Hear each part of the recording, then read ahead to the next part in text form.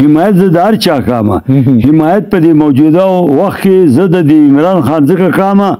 چې هغه د دې غریب قوم مل دی زه د ووټ ضرورت راغی نه که چېرې تاسو په لاټین زما ګوته ونه لګوله نه په ورځ د قیامت په زما ذمه وارې د ځوانۍ زما څلوېښت کاله تېر باچا خان او ولي خان چې دي نې د هغو سلامونه احترامات ملګرو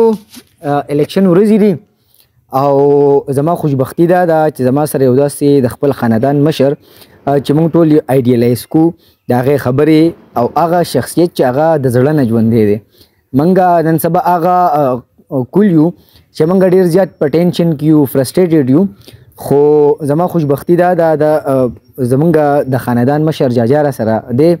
او دی د زړه نه ژوندي دي او دی وي چې ستاسو عمر څومره دی زما خو د ځوانۍ هغه عمر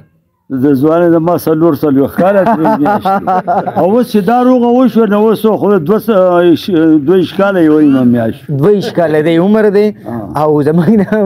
ډېر په احترام سره په عمر کې نه بیا کشر دی د خولې مطابق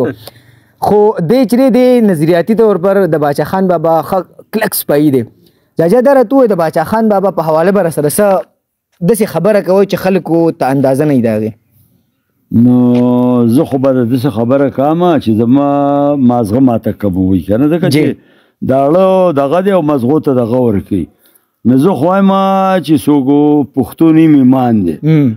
او باچا خان او ولي خان چې دي نې د هغو وړه خوله لویه خبره زما خو د هغو په شانتې سړي پیدا کېده ګران دي خو صرف خدای دې موږ د هغو هغې د پیزار ځای ته جوړ لویه خبره ده او په ذات خود که ته زما نه تپوس کوې نه ما خو خپل کور دا وینا کړې داسې چاته بس کوم نه کومه دا مې د خدای په مخ کې خبره ده حمایت زه د هر چا کومه حمایت په دې موجوده وخت کې زه د عمران خان ځکه کومه چې هغه د دې غریب قوم مل دی خو بیا ما دا ویلي دي که چېرې زه په خپل زه ړوند هم شومه نو زما که چېرې تاسو د ووټ ضرورت راغی نه که چېرې تاسو په لاټین زما ګوته ونه لګوله نه په ورځ د قیامت په زما ذمه وارې دا زما د دې ټول خلکو ته دا وینا ده چې په کم ځای کې اوسئ په رښتیا اوسئ ځکه چې په رښتیا اوسو زورور باندې دی باچا خان او ولي خان به ځکه په جرت کې انشاءالله وي چې هغو د دې سرتوره د خپیبلو او د دې هغې خلکو مرسته کړې ده پای وخت کې چې پای وخت کې به چاړو سپي جدېدل نه اوس خو هر څه ډېر شو نو زه وایم چې د باچا خان د ولي خان نوم په لوی احترام سره سړي اخیستی دا یو ډېر خاکسار او عاجز خلک وو په خوی په ذات پات نه خو په خوی ځکه چې هغه به د هرې کوټې ته هر اجړ له ګوجر له اب هغه کور ته تلو پوه شوې که نه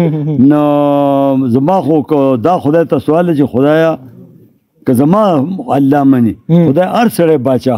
باچا خاني کې قدرمنو دا هغه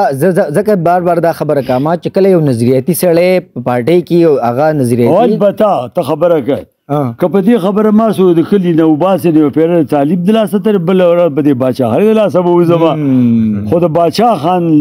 لمن نه پرېږدم د ولي خان نظریاتي خلک ته همیشه ډېر شي قدرمنو او دغه خلک دی چې بیا لاړ شي دا د پارټۍ یو ډېره غټه سرمایه ده ښاد آباد او بریالي اوسئ